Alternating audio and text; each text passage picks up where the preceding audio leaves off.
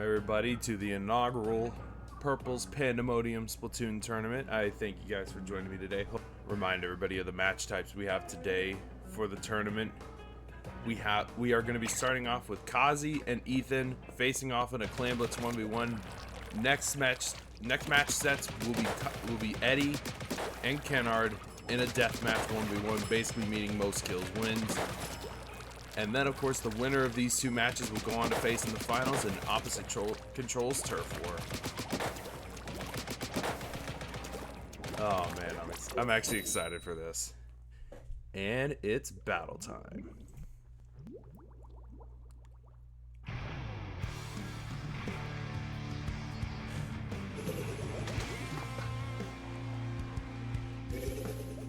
Now you'll notice that despite the fact that Ethan and Kazi are the only ones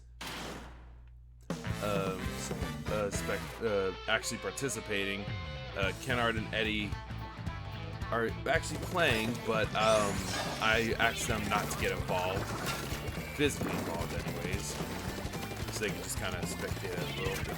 Also, Ethan, I would screen share, but that would likely lag the recording.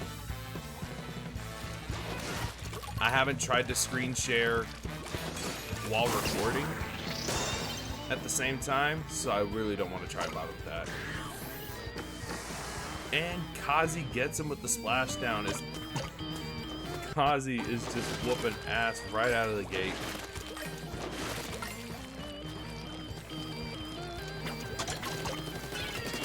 So funny thing about this, as these guys decide to trade, funny thing about this for the people watching at home, I drew everybody's names at random. Y'all probably saw the trailer that I uploaded weeks ago. And despite it being random, as Ethan almost obliterates Eddie, I told you to stay out of the way, brother. I told you to stay out of the way. But despite the fact that it's random, the two tryhards are facing each other and the two casuals are facing each other. Ah, that was a smart move. Try and counter that with this splashdown, just didn't work out enough. Maybe activated it a second later. So to clear something up as Ethan takes the lead. These guys can hear me, they can hear me talking, but I have the stage set up in Discord, so they're not able to speak. As Eddie is just sitting there dancing his ass off. Kennard said, I'd call myself an incompetent tryhard at this game. You and me both, brother. You and me both. Once again, trying to use the tri-strike to his advantage, and it does not work out.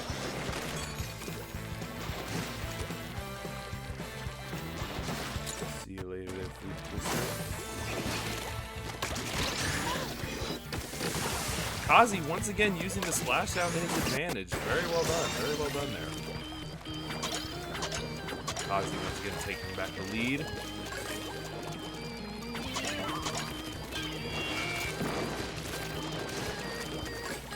I'd like to play a little game with everybody in the comments watching this on YouTube. Place your bets on who you think will win these match sets and win the tournament overall, and then comment whether you were right or wrong.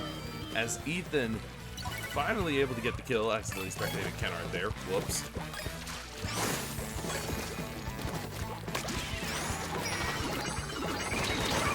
Ah, damn. And the freaking clam fell in the water. Yikes.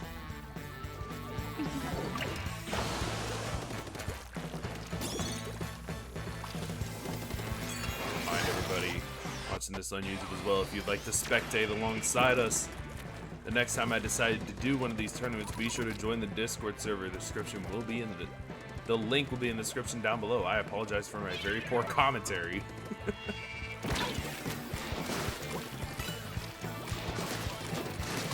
Ethan trying to go around Kazi, it did not work out very well.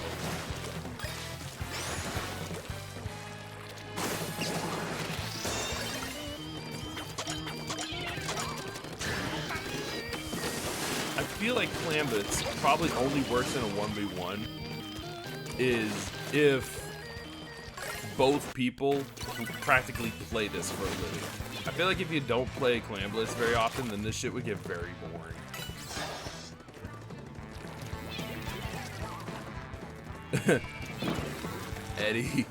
Eddie in the chat pointing out it's going to be Octo versus Octo and Squid versus Squid.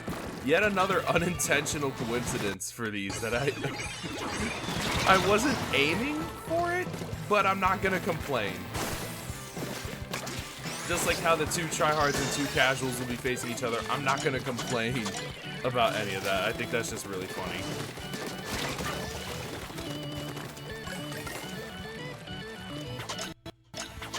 Ethan making a desperate sprint towards the finish.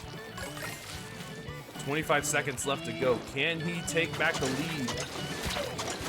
Oh, so close.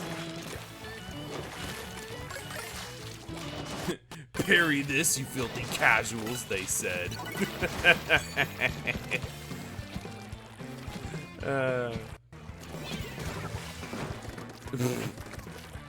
Eddie, you really need to move out of the way, man. And that is game. Wow. By one oof, says Ethan. Yeah, that was close. That was actually a lot more entertaining than I thought it would be. Y'all hear that voice crack? I'm taking credit in that victory. You can't take credit, Eddie. This isn't your fight. And here we are for match number 2 on Hagglefish Market. Oof. I actually remember a very bad match I had during this, as Ethan is deciding to steal my weapon. You thieving bastard. What are you, Eddie during Big Run?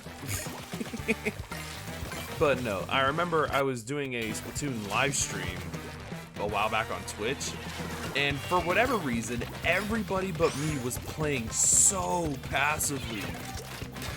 I remember I was the only one who scored because my allies just didn't want to do anything. Unlike these two here, as Kazi makes a mad dash for the goal.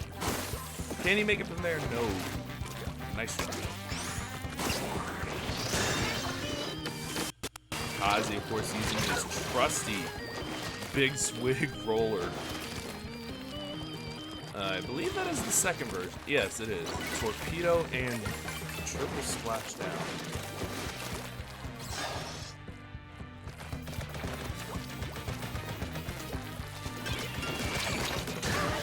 Ooh, nice one, Ethan. He is using my favorite of the 3 jet squelchers, Burst Bomb and triple splashdown.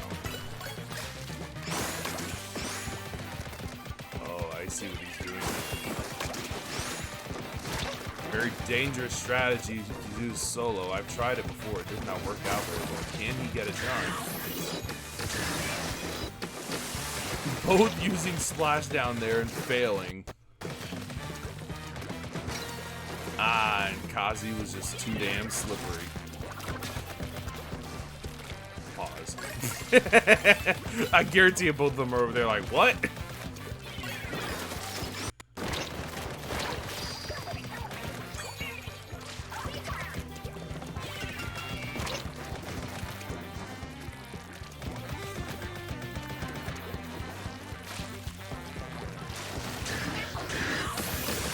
Oh, and Kazi too damn slow on the splashdown. Both are tied right now, but Ethan making a mad dash to take the lead, and he does just that.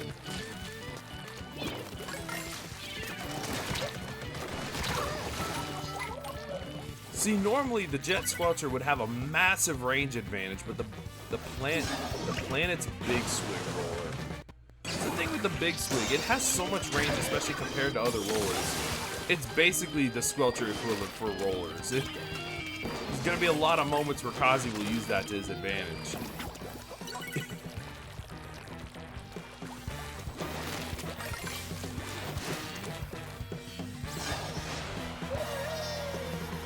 Interesting strategy here.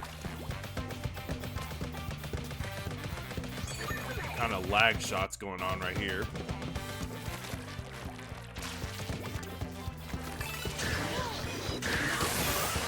Dang. You gotta be quicker than that, brother.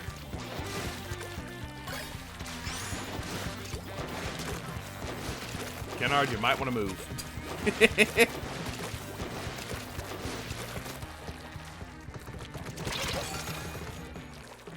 Kazi trying to build up that special. Almost got himself killed. And he went for the splashdown and wasn't quick enough. Yikes. Score is perfectly set up for Ethan to mount a comeback here if he could just get to the goal in time.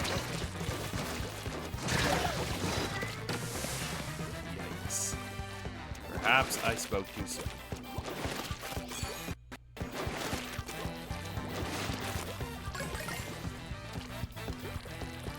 Kazi doing everything he can to hold on to his lead and get the 2-round sweep.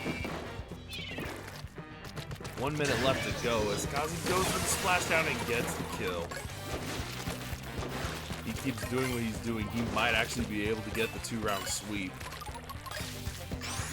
But I'd do anything but bet against my boy Ethan. He's done some crazy shit before. Eddie, holy splashdowns. Indeed, my friend, indeed. Holy splashdowns, Batman.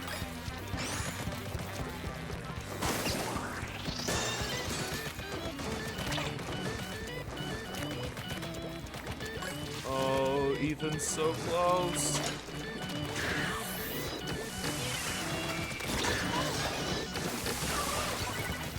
Just needs one more super clam. 10 seconds. 3, 2, 1. It's gone into overtime. Eddie, move out of the way, man. Someone count how many times I've told Eddie to get out of the friggin' way. And Ethan able to make the comeback thanks to the triple splashdown. Eddie, in my defense, I didn't see him that time. Okay, fair. Fair. Oh, and I almost just dropped my controller. That's my bad. With the score set at 1-1, looks like we're gonna need a tiebreaker round. And here we go for match number 3 on Museum del Foncino. I hope I'm saying that right. Who will make the mad dash for victory as Ethan going with his signature getup and the trusty sploosh-o-matic. See, this is one of the first weapons outside of my comfort zone that he tried to get me to be good with back in Switzerland 2. And I'm surprised he didn't go for this sooner. As he tried to parry the auto bomb. Don't really know what you were trying to do there, buddy. Did not work out very well, as Kazi also decided to change his weapon to the NZAP 89.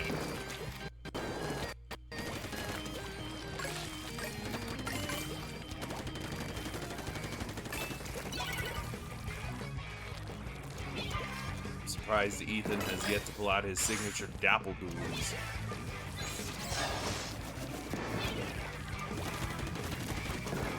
I'm surprised I've never come up with this nickname before, but the Dapple Duallies, I need a good nickname that starts with a D. Because the only thing I can think of is coming up with something kind of mean.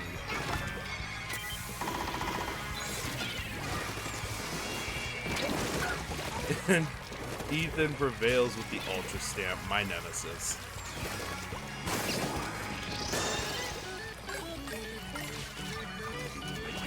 Dash back to the goal. Thwarted by the Big-Swig Bandit, if you will.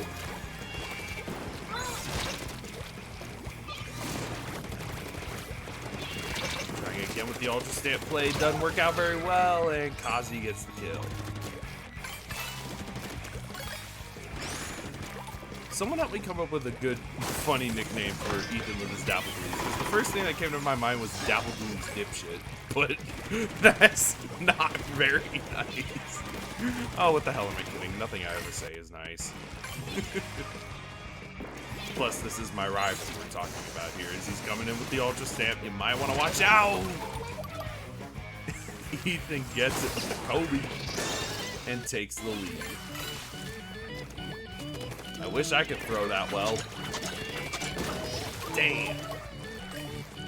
To react fast enough to the auto bomb. Anytime I see auto bombs, I get reminded of that horrible Inter-Agent 3 fight at the end of Oculus Mansion. That shit was stressful. What exactly killed Ethan there? Was that just lucky shots with the end zap, or was that a... No, that's too basic, Eddie. That's too basic. Was that the auto bomb, or was that just Kazi there that killed him? That was weird. Putting these super chunks to big use to reach the 2-minute mark. Kazi at 61 with a 14 penalty. Same penalty for Ethan at 62. Very close matchup as Ethan's coming back in with the Ultra Stamp. Oh, I see what he's doing here. Can he pull it off? And Ethan pulls it off. He's back in the lead, 56 to 61.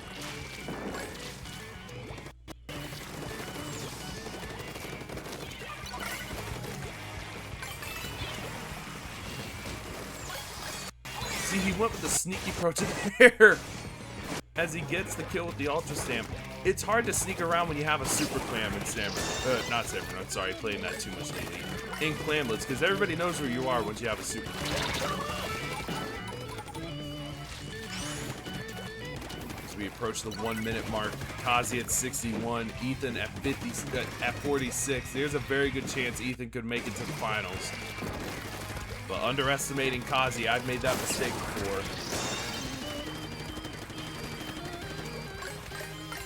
Ethan, for some reason, running away as Kazi almost very quickly takes back the lead.